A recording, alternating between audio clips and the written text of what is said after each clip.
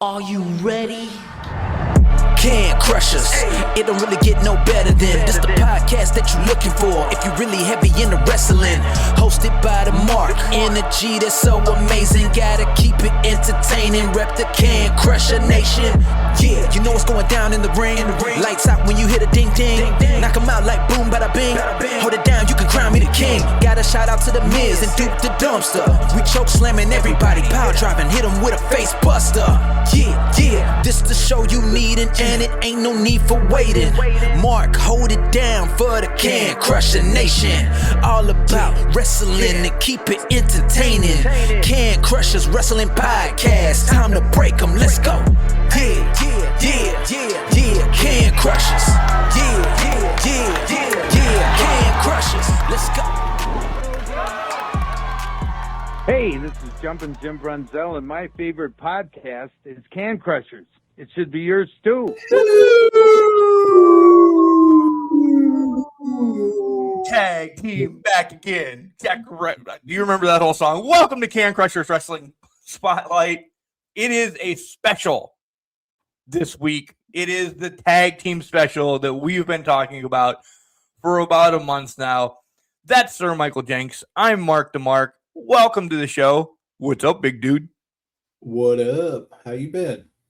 Juking and jiving over here. You know. Oh, juking, jiving, running? I am running still. I'm running away from snow. I think a lot of us are doing that this weekend at some point. Boof. It's gonna be safe out there. I'll get it off right at the start. Be safe and just stay home if you can. Literally, PennDOT. It's the whole thing of Pennsylvania has put out something already. Don't drive. Do not drive. Essentially, Sunday is going to be our worst in our area. Like, don't drive. It's going to take days for us to clean off side roads, and we're going to get out there as soon as we can on Sunday. Like, it's a losing battle for us. We know it. Yep. So Sunday. is it we wait till it's all out, then go clear once or twice, or do we go out for 24 straight hours and we're really never clearing? No, you'll never catch up on it. Sunday is going to be a complete and utter crapshoot at that point because it's the same thing up here. And we already have people bitching at streets saying, "Oh, you don't do anything. You're not going to go out. You're not going to do anything safely." Look, they can only do so. You can only do so much when the roads are like this, when it's snowing like it. We want to be safe too. I want to come home to Mac. I want to come home to the podcast. I want to come home to others that, love me, hate me, whatever. To be out there as it's happening. Do you want to jump in my truck? Go ahead. You just go right ahead and jump in my truck. You destroy it, I don't have to plow the rest of the year. That'll be fine too. Yeah. That's it. I don't think people realize just how dangerous it can be. And you still have to drive those trucks, and those trucks probably could go all over the road if you're not careful. Yeah. They did. There's some hills that are so sketchy on my route, and there's hills on others, like in town hills, and then PennDOT's got the main road. We're not PennDOT, but we're not going to be able to get to our roads until they take care of their roads. Yeah, that's fair. Because I have to drive my personal vehicle to work. I don't have the plow truck parked in a driveway, folks. Oh, yeah, that's not how that works. Let the plows get going. Park where you can. Observe the parking restrictions you have in your township. They're there for a reason during this time. Just be safe. Don't be stupid. And don't have a driveway. Yeah, in it this weekend. Yeah, it'll be perfectly fine. You'll be fine. So we lived through COVID, essentially getting a couple months, years of not doing anything. This is essentially 3 days. Yeah. Where they're saying, just sit in the house. Your work's not going to work either. Yeah, exactly. And trust me, you can find something to do in your house. Yeah. It's literally that easy. Just look around. Paint a wall, run the sweeper, do something. Clean the walls. Yeah, 100%. Run around your kitchen. Do something. Take a broom to something. Get on your treadmill. Not that I can do it yet, Jenks. You can imagine you have a treadmill and get on it. It is now Just run 3 in place. weeks. 3 weeks that this thing is supposed to have been here. Now This they're saying better be- come Monday. This is during the snow. That's good. This better be the best damn treadmill you could have ever bought with your money, and you wouldn't even know it yet until you actually get it. It's going to be. It's going to be. Pit Pass is going to be awesome. I can't wait. I'm going to put so many more miles on running against people all over the world. Being a video game guy, being stupid like that. Yeah, I really can't wait for it. Oh, that's exactly it. So it'd be nice. I have a lot of things put together this weekend in my neck of the woods, if you will. Building a new house, are you? Yeah. Well, you could say that inside of the current house. Mm-hmm. Building up a new room, building up a new world, if it comes.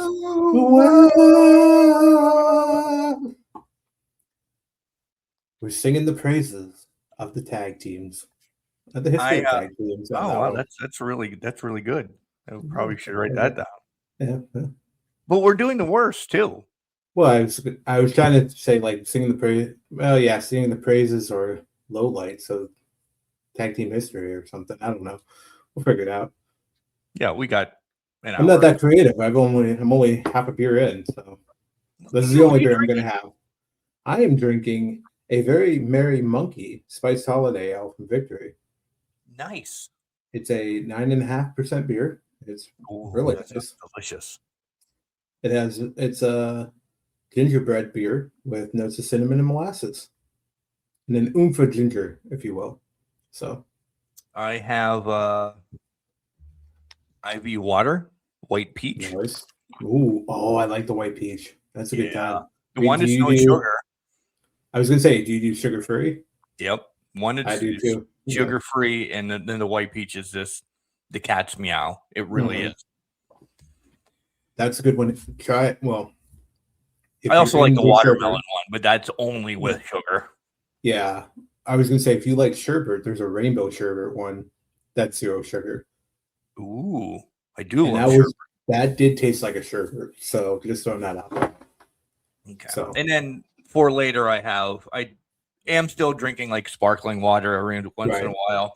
I got a 6-pack of that down in the fridge. I have my very cream vanilla. I limit myself to like one every other day. There's sugar in it. Not a ton, but, we're doing this right. You know what I should have done, Jenks? And I don't know if we've talked about this. I never jumped on a scale. Like in November when I started this. Oh, okay. To now. Like, yeah. And again, weight loss isn't why I'm running, but I know I'm losing something. Yeah. I'm sweating profusely sometimes. I would have liked to known where in November I was to, just keep. I don't even own a scale, so that's fair. Well, you I had just that Y went down membership. At Walmart one day and just stand on it. I was gonna say, you have the Y membership, just look at it. Yeah, but they have a scale around there. I have to imagine there's a scale there, but I don't look around. I really don't. Yeah, you go and do your shit and get out, right? Yeah, I don't need the locker room.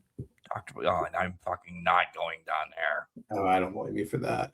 I go in dressed. I put my running shoes on. I get on a treadmill, take my running shoes off, and I'm out the door. Absolutely. I don't need to know anybody's business. Yeah, get in. Unlike others that are there that need to come over and talk to me. Dude, my hood's up and my earbuds are in. That still works. Like I'm not here to have a conversation at the gym. I'm here to do my shit, get in, get out. Yeah. Leave it at that. Programming note, next week we will be back. Last week, again, because of everything going on at work, it is what it is. But next week, come hell or high water, we will get the podcast out because it's our favorite pay-per-view of the year. It's the Royal Rumble. Whether it's good or bad in Riyadh, we'll find out. But it's our favorite pay-per-view. And that's at 2:00 in the afternoon, I think. 1:00. I think it's the Rumble. So keep that in mind too, everybody. I know. which there's so much going on next Saturday, barring weather, in my life. There is a makeup basketball game at 10 o'clock. Oh, okay. Which essentially means if the treadmill's not here, set up, I can only get to 8 miles next Saturday. You're not going to be able to run that. Not going to be able to do that until I don't know when, right? If the treadmill's not here, because I'll have it. It's not going to be great running outside yet in this neck of the woods. People won't show until March now. No. Yeah, absolutely. So I have a basketball game at 10 that's a makeup game. You got the Royal Rumble, and then 8 miles. The Y closes at 1 o'clock. So there's... It screws you over so much. Right? It's really fun. So at least treadmill here, wake up at 5, get her done, get to the basketball game, get that done, come home and watch the Rumble. Enjoy it. And don't answer the phone during the Rumble if anything's happening. That's exactly right. Oh, you guys called me? I didn't even know. My phone died. I can't help it. Phone and watch dead. I don't know. I don't know what to tell you. iPad can't answer calls. I don't know. Nothing's working. I don't know what happened. Technology, man. Just shit the bed. It was frozen. Let it go. Let it go. Let it go. As discussed in one of the last Ask Can Crushers, we were going to do best, worst things. And this actually came up long ago when we did kind of our, the men's version, essentially, of our 5 wrestlers that have done anything. Yeah. And then it got brought back around, why are we always doing the best? Right. And we're like, this is a perfect place to start with the worst. Exactly. This is going to be fun. This will be a ton of fun. So, Jenks, I think the best is always, it's the best for me, the best for you, usually easy. Yeah. We can rifle through these, talk about them, but the worst, we're going to have stories. We got to have some fun with it. Yeah. So. Back and forth, me, you. That's fine by me. Not in any order, by the way. Yeah. These are not in any order because my top 5 are probably 1 A, B, C, D, E, F, G, H, I, J, K. LMNOP. Right. They're all different, not all different eras, but different. You'll get there. Yeah. All right. Ready? Set. Are you ready? Ready. All right. My Break number it 5. down. No, wait. That's a faction. That's fair. That's fact. Now, again, you're not doing this ranked. You're just naming number 5, or you ranked it. No, I'm just going to put them. Got it. Okay. Yeah, I'm just going to say them. I don't I know. thought I was going to have to panic. I right just here. said we're not going to do them in order. Just trying to panic me here. All right. Yeah, no, I did not rank them. Got it. One of my 5. There. Perfect. Yeah. One of my 5. By the way, mine's following now. Then the next one of these specials that we do, because February is, I think it should be. I don't know. Can we talk about February before we get into this a little bit? Power couples? What do you want to do? You want to do power couples? I like that. Is it? Or is it just favorite couples? Because if we get into power couples, I think it almost implies the hierarchy in the company. Maybe we do favorite wrestling couples. Touche. And that can actually be released on Valentine's Day because Valentine's Day is a Saturday. That is fair. Shit falls into cure for us every once in a while. All right. By the way, wait, real quick on that. Did you know the Super Bowl next year is on Valentine's Day? Oh, man. 2027 Super Bowl is on Valentine's Day. So I'm preparing every guy or woman that's listening to us now and likes NFL. You better figure out your plans that weekend because shit's falling on Super Bowl Sunday. Well, a lot doesn't go on. Like Valentine's Day, you usually go out for Dinner, dinners. which So is on at the same time the Super Bowl is. right, but I'm saying dinners on Sunday don't like it's not a dinner day on Sundays. Like that would be a Saturday. I would agree, but for Valentine's Day, if you make the exception, you would do it. Right. So just throwing it out Your there. dinner should be on the 13th next year. Exactly. And then your party should be on the 14th. Exactly. Knock two birds with one stone. It's a hers weekend. Be Then smart we're not about saying that girls Those women do hers- not like football as well, but split it between the love and the The hate. football. The hate. Yeah, the hate. That is football. So Yeah. just throwing it out there. now that you have your plans for next year, You're welcome. Anyways, what is your No. number 5? What is one of your 5? one of my 5 is the Young Bucks. Oh, good call. Good call. Young Bucks have carried AEW. They have done so much in that tag team aspect, along with what they did over in New Japan. Mhm. We all know their accolades. We don't have to break down accolades of each, but if we want to, that's cool. But the Young Bucks, they took them a while for them to be on my list, but when they cemented it, and then essentially the ship made them, boom, they're there. Yes, I'm playing with a razor blade because I was That's smart.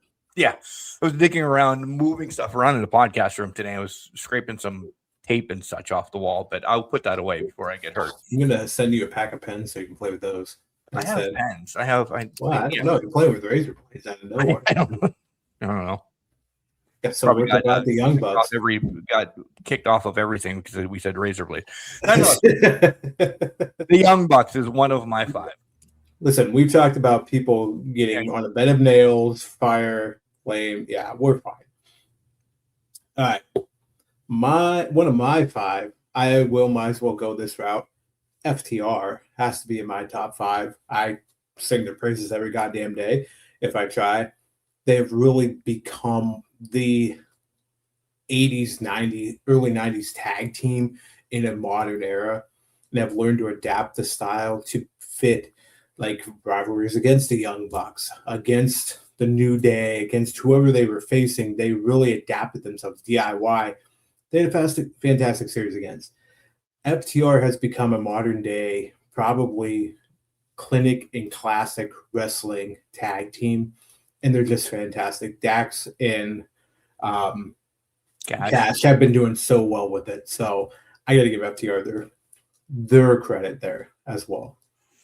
I'm hoping we don't cross over a lot on these. I mean, I'm sure there's going to be a couple we do, but another one of mine, and because they were the first to run amok, and were they one of my favorites? No, they weren't, but I will give them the accolades that they so well deserved. First tag team to hold essentially every title. Oh, what a rush. The Road Warriors from AWA to WCW, NWA, Japan, even their stint in the WWF. They were the tag team. I do have them on my list because as a kid, I grew up loving that whole brawling style, that brute force brawling style. One of the things that stands out to me is them and the Godwins always hangs in my mind a little bit. That was towards the end of their big main run, but it was still fantastic to watch because the Godwins were a good tag team in their own right. So I got to give LOD their props as well, the Road Warriors. So I'll go with one other one to kind of keep the train rolling on this. I got to go with, let me mark these right now. A team that you could recite word for word what they were going to say when they came out. And even though they were around for maybe 2 to 3 years, they were still probably one of the biggest, best tag teams and one of the ones that I love and remember all the time. And it's Oh, you didn't know? Well, your ass better call somebody. I love the Outlaws. I love the Road Dogg. I love Billy Gunn. I know they were part of DX. They had their whole thing with DX, but this was quintessential. They ran amok the late 90s and the Attitude Era for WWF for the tag team titles. And honestly, it was very entertaining, and I loved every second of it. I can't shout out what they did for the tag team titles at that point. Agreed. They were going to get my list. I 100% agree, but I put them as a faction in my mind. So when we do factions, you already are. You could pull them in, on a faction list. You're stupid. 100. Well, if we do factions, our faction list is probably going to be near the same. Well, I agree. Yeah, so I agree, and we will do factions in time. But I put them as factions, so that's why they didn't make one of my top 5. The other one that I have on to essentially, because only 2 really wrestled. There was a ton of them, but only 2 really wrestled. It's the Dudleys from ECW, because there's Big Dick, there's Little Dick, there's Goldberg. Yeah. They were all side props. You know, Big Dick did get in the ring every once in a while in ECW, but nothing noteworthy for me, essentially. But then the Dudleys took over. They did Japan. They did, they essentially did everything the Road Warriors did. And they were crude and vile, by the way, in ECW. And that's why I love them. I didn't like them as much in the WWF. Yeah. When they went to TNA, they got a little bit better, essentially, again, because they were off script. They could do whatever. My Dudleys are ECW Dudleys is what I'm picking because of the horribleness of them. And it's okay. It's okay to like that. Well, you need that team that just is despicable and disgusting, and that's what they filled. I mean, they almost started riots within the ECW arena every single time they were out there. Right. Dudleys didn't make my list, but one of the honorable mentions that I could probably put up there, spoilers, the Triangle Ladder match, all 3 of them did not make my list. So it's one of those things where they're flirting with it, but they just never crossed the threshold for it. So I get it. My next one is, I guess you could consider it a faction, but they use the Freebird rule to its greatest abilities, and 2 of them mainly wrestled during their biggest run of it. I had to put your boys, the New Day, on this list. Give me Biggie, give me Kofi, give me Xavier playing taps on the outside, eclipsing the Demolition record, eclipsing everything else, being one of the modern day best tag teams that there could be.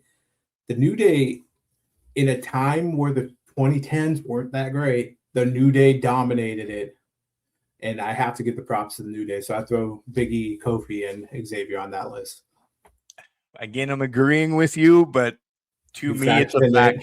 That's fair. To me, it's a faction. I've given away essentially 2 of my top 5 factions, and I'm sure you can name the other 3. Well, you've mentioned another one. Well, I was going to say the one. So here's where I played with this one too. I'm like, I'm going to pick the New Day. I bet Mark's going the Freebirds. Well, I didn't, because that's fair. I knew you had a love for him, and like you could throw that line.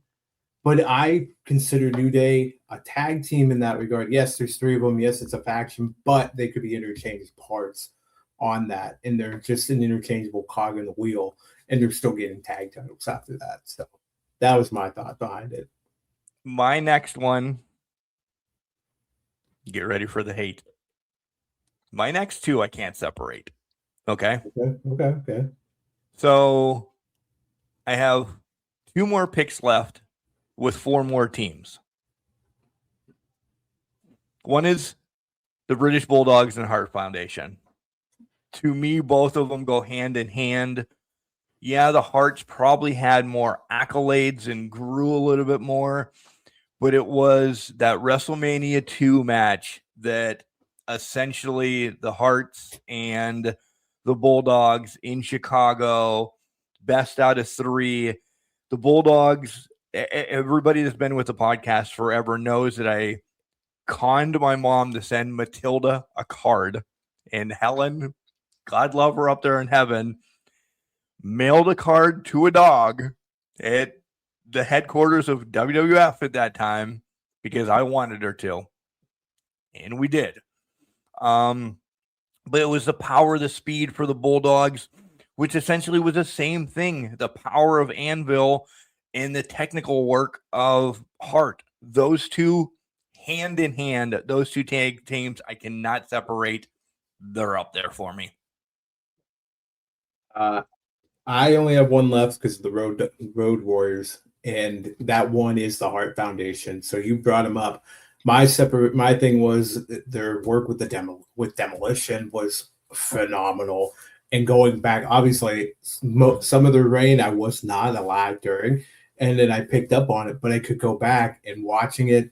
Everything the Harts did was crisp, clean, and you all know my affinity for Bret Hart and what he does in the ring. So imagine that with the tag team, with Anvil. This thing was unstoppable, and how technically sound and powerhouse they could be on any given moment. The Hart Foundation was one of the best tag teams of all time, in my opinion. Without a doubt. Which leaves me to my final 2. And everybody knows, Jenks knows where this is going. This is where tag team wrestling started with me. I was a teeny bopper. I wore bandanas. I loved Ricky and Robert. But without Ricky and Robert, there's no Midnight Express. Those two teams are my childhood. To watch it 20 years after they retired and came back again with another friend down in South Carolina, I didn't care that they couldn't go. It was still the Rock and Roll Express against the Midnight Express with Cornette outside the ring. These two, if there is a number 1 on my list, these two are my favoriteest tag teams of all. There's times that I did switch to the Midnight Express because I know growing up, I'm like, oh, I like being a bastard. This is really cool. They would cheat. They would do this. They would do that. Always went back to Ricky and Robert, though. Those are my teams. Those are my favoriteest teams of all time. That's where tag team wrestling started for me. Look at their accolades. Oh, yeah. I mean, it goes without saying. Solid list. You were definitely not alive. I definitely was not alive for those. Yeah. No, that's fair. But that's a great list, though, because you're right. The Rock and Roll Express and Midnight Express were the big names in tag team wrestling at one point in time. So I like that list. I like it a lot. I love yours. I love how you twisted the factions in there a little bit. So I wonder now when we do factions, will those 2-3 factions essentially you've named make it on the all-time favorite faction list? That's fair. I will say I'm going to guess one of them will not. I think you know which one. Because, yeah. The one that will definitely be on my list. Maybe not. If it's the one that started the rule, they're on my list. Oh yeah, absolutely. Yeah. See, it'll be fine. All right. So that's our favorite best tag teams that we like that have done the most work of Yomis. There's other ones. I do want to have a couple honorable mentions that I really loved. Really the Killer Bees. I love the Killer Bees when they would put on their masks and you weren't able to tell that B. Brian Blair's curly hair was sticking out to the back, and Jumpin' Jim Brunzell is definitely bigger, but you didn't know back then. And as much as everybody's going to hate me, I love Strike Force. Santana, Martel, because of Girls in Cars, they didn't make the list because they were short reign tag team. I love them. I was wondering why they didn't, because we had a conversation briefly on the show where you hyped them up. So I'm surprised they didn't. Because I actually But- sat and thought they don't have longevity. Yeah, that's fair. They don't have longevity of some of the teams that kind of revolutionized or stay with it. I will say my honorable mentions. I talked about the tag team ladder matches, the TLCs. Those 3 teams made it. I gave props to Demolition on that one. I also threw Demolition's right in front of me. So Yeah. yeah. APA was always a funny comedy shtick, but that was just prop. But my biggest one that I wanted to call out, and that's forgotten, that had a lengthy reign, London and Kendrick in the mid 2000s had a great run, and they were a fantastic tag team. And I really loved everything they did as a tag team and as a unit. So I want to give them a shout out. Yeah, I like them too a lot. That was when really it was a debacle in the tag team division. that's true. And they ran with it, and they, no fault of their own, they were defending against me and you and Moochie, me and Cody Hedrick. They were just making teams so they could defend against. Yep, absolutely.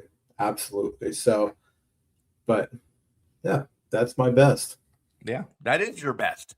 You That is the always best. give us your best. I try my best. Yes, sir. This is B. Brian Blair asking you to turn into the Can Crushers podcast, or you're going to get stung. And now the fun part. There we go. The worst. Here we go. Go ahead. You want me to go? Okay. I'm going to do, I group these 3 in the same category. So I'm going to cheat a little bit and put 3 at 1, but it's because they were the stupidest thing. I could add a 4th one to this. And I just thought about it, but it was the dumbest thing WWFE did in the 90s at this point.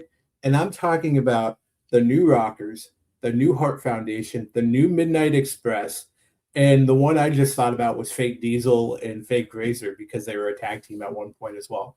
Basically rebranding random people to be the new everything. So it started out simple and small with the New Heart Foundation with Owen and Anvil. Hey, great, we're staying within the Hart family, but it wasn't that great, right? They did well as a tag team when they were not stuck with the label.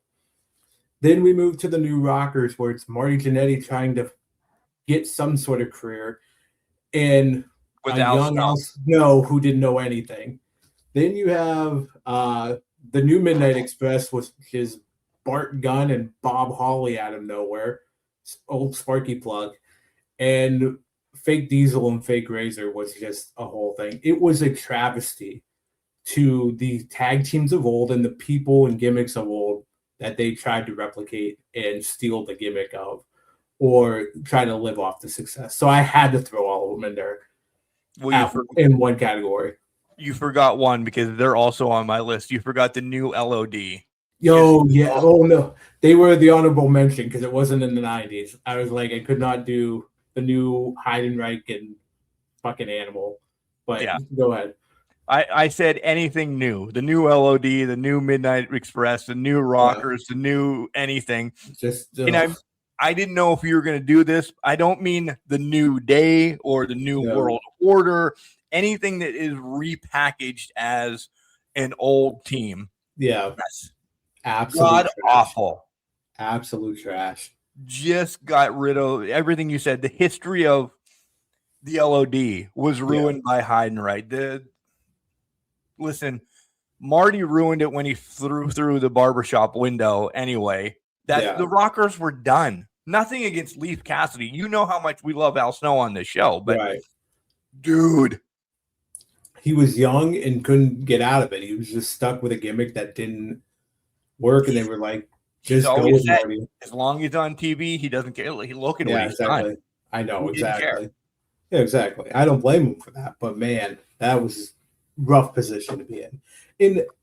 Nothing. So Owen and Anvil, if they would just let them be their own people and not try to force it into the Hart Foundation, it would have been fine. But they changed outfits too. Like if they would have stayed with pink and black, it would have been fine. But it was the checker race car look that they eventually gave to Bob and let him run with Sparky Plug. Don't forget, Owen then took that over. Another one that made the honorable mention, High Energy. Owen took his new Dark that's Foundation right. look and grabbed Coco Beware Where, for high energy, which it was high energy. I'll at least say was made supposed sense. to be different. It was made sense, and it could have been different. Right. And I think if they would have ran with the checkers and the bright colors with that, it would have been fine. But putting it with Anvil in that, pink and black, come on. Then Anvil becomes who?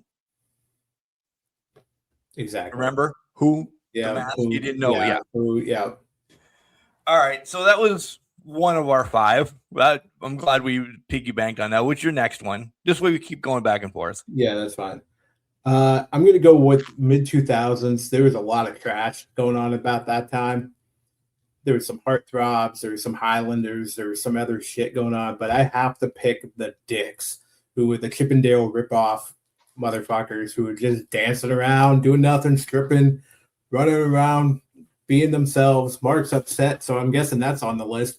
But the Dicks made my list because what in God's green earth is the point of this fucking tag team?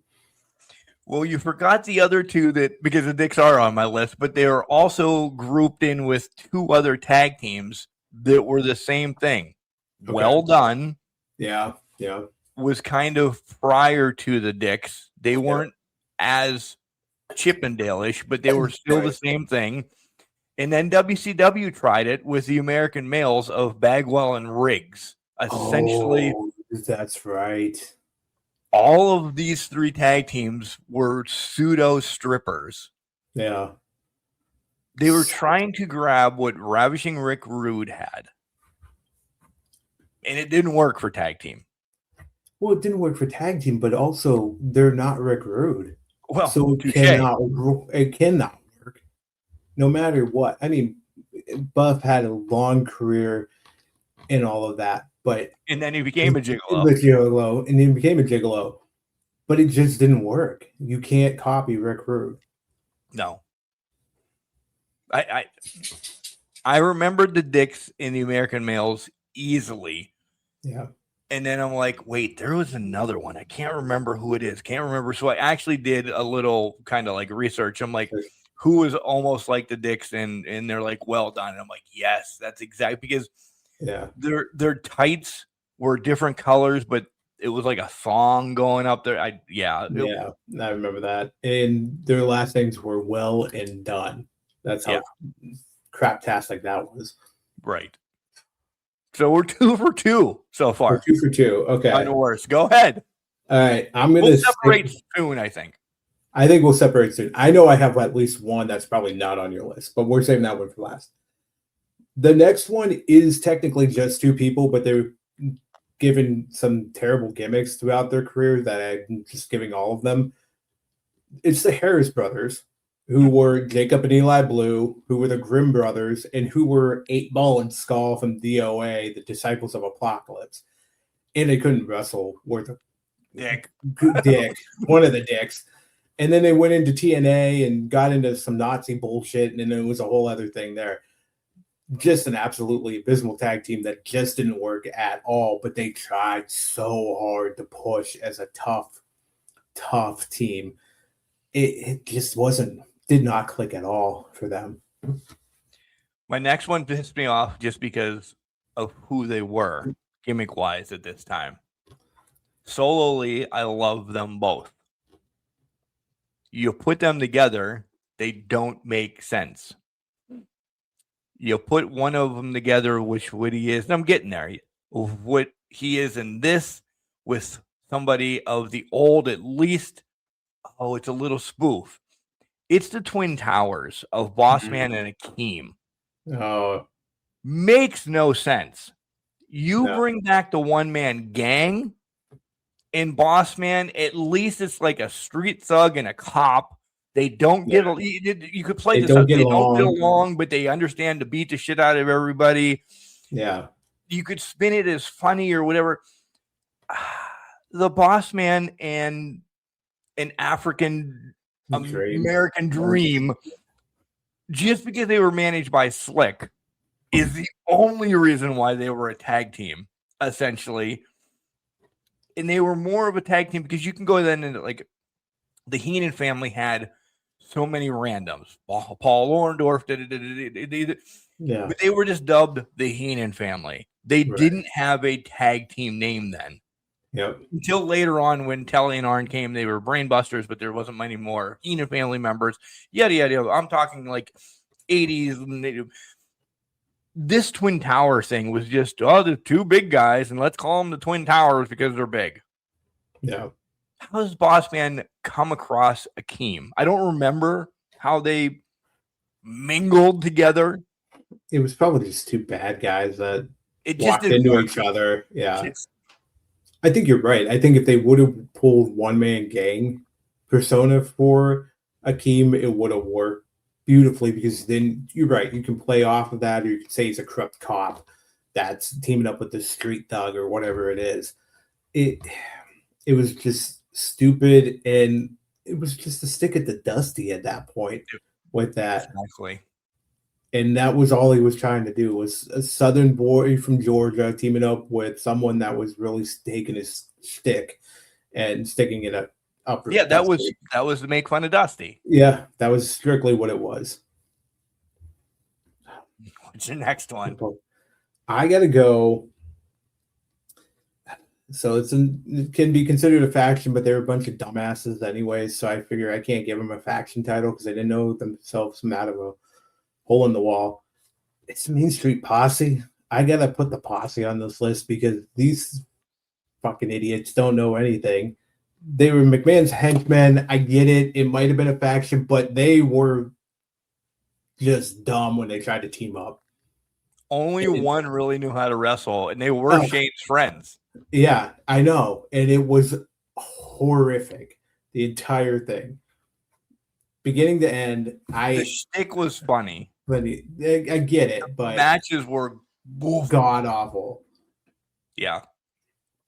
So to me, I had to put them on that. I like when they came out. They probably wouldn't even make my worst faction because I'm on the fence with them. But all right. God awful tag team. My next one, I'm saving my one that's going to stir everybody up, by the way. My next one is Techno Team 2000. Listen, it failed in WCW, and then you bring it to WWE. It was just an attempt to look like you were from the future, but it was two wrestlers, Eric Watts, and I don't remember the other guy. That's how much worse than he was than Eric Watts. And thank God they didn't have a long run. Thank God they're like, this just isn't working. Get it out. Get it out of here. But they tried. They tried for a little bit to get this to be the team. Nobody's like, wolf. Because they couldn't do anything. No, they just didn't work. They're just terrible. Terrible. The whole time. Terrible. All right. You're stirring some shit. I'm going to stir some shit. You talked about two big guys that did not make sense working together. And in hindsight, to me, there's a reason you can now see why they were working together at the time. And it's because one was way too green when he came into the WWE. So he needed to be with this mentor. But on paper, fucking Undertaker and Big Show should have never been a tag team. Wow. They should have never been a tag team. As you throw things across the room. I am not. Max is pissed. I'm going to stir the pot here. Listen, Undertaker, obviously, legend. Nobody needs to talk about the Undertaker. Big Show, legendary in his own right as well. He's made a career out of being big bastard guy. They were only together because Big Show could not figure out how to be a big guy and work, and Undertaker literally had to take him under his wing and carry him for a while. I just didn't get it on paper. I didn't get it on TV. It didn't make sense to me. I absolutely thought it was the dumbest thing I've ever seen. So I'm putting Undertaker and Big Show out there because that should not have been a thing. Mine are a very much loved tag team. Loved. Okay. And I hated them in the WWF. Love them everywhere else. It's the Bushwhackers. Okay. When they were the sheep herders, deathly afraid of them. Blood, guts, they didn't care. They didn't walk like idiots. They didn't have to lick each other. They didn't have to do anything. They had respect around the world. They still hold the record for, that's the joke. Who's going to do the Bushwhacker in the Royal Rumble? You walk in, you walk right back out. Yeah. They were nothing but a comedy shtick that just, for me, I left when they were on. I don't remember many of their matches at WWF. I remember the Rumble because we get told about it. We see it every year. We really do. But, and yeah, we had them on the show as a spotlight. Really did. We did. That's true. To talk about the sheep herder version, though, like it just, they were so good as the sheep herders in NWA, WCW around the world. And they just become buffoons out of nowhere. You knew who they were. If you watched wrestling, you knew who they were. Oh my God, these guys are here. Yep. And they're licking each other. Hated them. It was Vince always had that sick sense of humor where he had to take somebody that worked somewhere else and just absolutely destroy them. The sheep herders, Dusty, the list goes on. And anybody in WCW at that time, there was only 2 or 3 that kind of surpassed what Vince did to them. You know, it just was his style of, oh, you succeeded somewhere else? Well, here's the shittiest thing I could give you and destroy your reputation so you can't go anywhere and make money. And that's a sad thing to say. I mean, but that's just another case of it. You just rewound my mind, essentially. And I know it wasn't a tag team, but Terry Taylor, WCCW, was unbelievable. Did cool things in NWA, WCW. He comes to the WWF, and you're like, oh, you're the Red Rooster. Yeah. This guy could fucking wrestle. Yeah. Now he's got to walk around clucking. And there's so many more. You know, we always spin something out of this that we do talk about horrible gimmick. And this could be a worse. We could talk worse gimmicks for hours, from Red Rooster to Repo Man to whatever. Let's not give it all away. Yeah. Well, Repo Man's is an example of just taking something that worked and destroying it. It wasn't from another company, but Demolition, you know, Repo Man came out of Demolition because the one guy left, one of them left, and then he was just like, well, now you steal things and you have to crawl around and be a repo guy. Imagine the pop you're going to get for that, right? It's just a history of this one after another. So when the new Demolition essentially broke up, Repo Man and then Crush becomes Kona Crush to Crush to, I don't know what he was in DOA, but who actually lost that? Was it the Repo Man, or did Crush lose the whole kit and the boodle of that? I say Repo Man, because Crush still had a career up until the fiasco at Unforgiven 2001 with Taker and Kane and Chronic. I mean, to that, you know, gotta be Repo Man on that one, because he got the short end of the stick on that big time. Crush, it was just because Bryan Adams was big that he just kept getting thing after thing. He was Crush all the way through DOA. He just was a reinvention of Crush. He was in Nation of Domination too with Savio, because we didn't even mention Los Boricuas, but that's a faction, and they were just god awful in their own right too. The Mexicools. We could go on and on about factions, and we'll get there eventually at some point. But it was, Crush made a career because he was a big guy who could kind of move, and you know, he had the stature. We'll go with that. Yeah. I think maybe we stick and stay with like wrestlers. Just we'll name a wrestler one day and run through their gimmicks because poor Barry Darso just Barry got screwed. Yeah. so bad. So bad. Once he was not Demolition. Yeah. He was Crusher Khrushchev, which whatever in NWA, a Russian. He didn't talk much back then, so he could maybe get it over. Demolition is when he came out, and then he became a trucker at one point that wrestled Dustin Rhodes in the back of I a remember moving that truck. That was that the match in Hog Wild or whatever the hell it was called.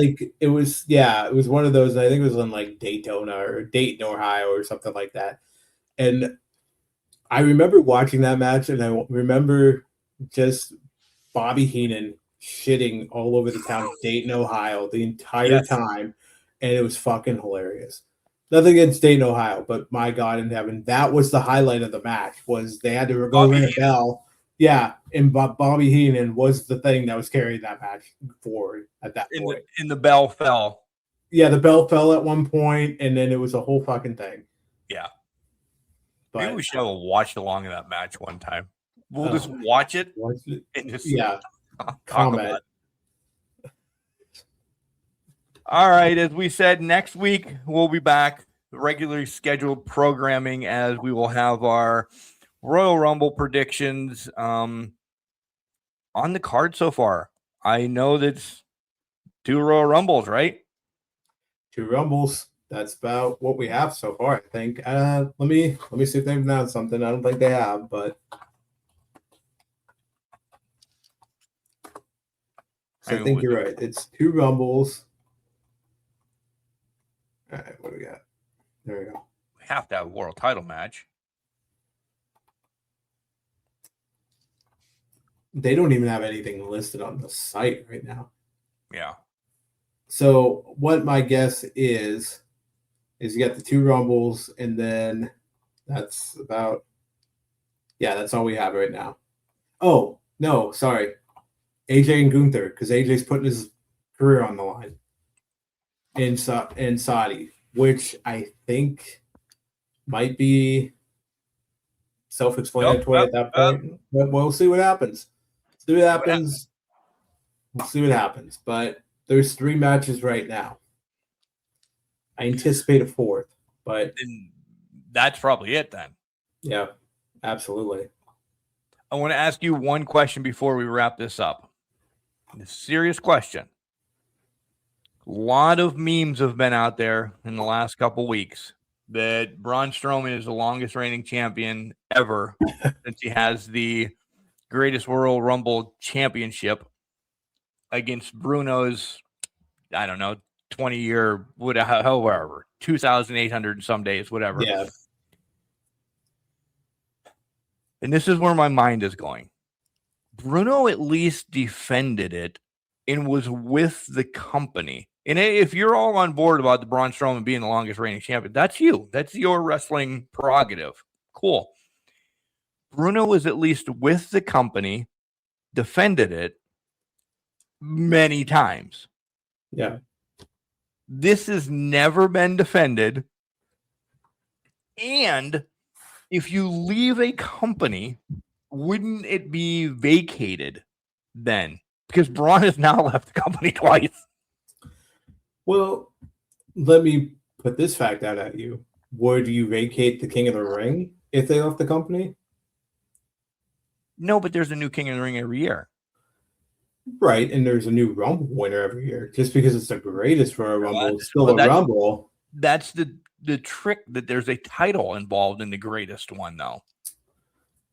Fair, but I guess to me, I wouldn't say that he vacates it because it's a prop. It's like the stupid ring that they do every year. You know what I mean? If it was like the Dynamite Diamond ring, well, I guess it's the same concept. Okay, yeah, I see your point. I do see your point with this. To me, I guess, well, yeah, you know what? I do see. I'm backing off. I'm backing off because I do see your point with this. Because Braun's been in a Rumble since then. Right. And he has been eliminated. It just wasn't the greatest Rumble. But he still was eliminated from a Rumble. And technically, the one in Saudi is not the greatest Royal Rumble this year. It's just the Royal Rumble. Right. That's a valid point. Does he show up? No. I think he does.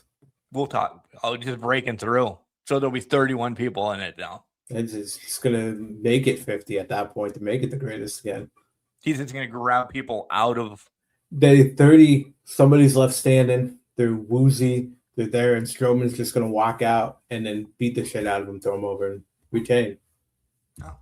That's just how it works.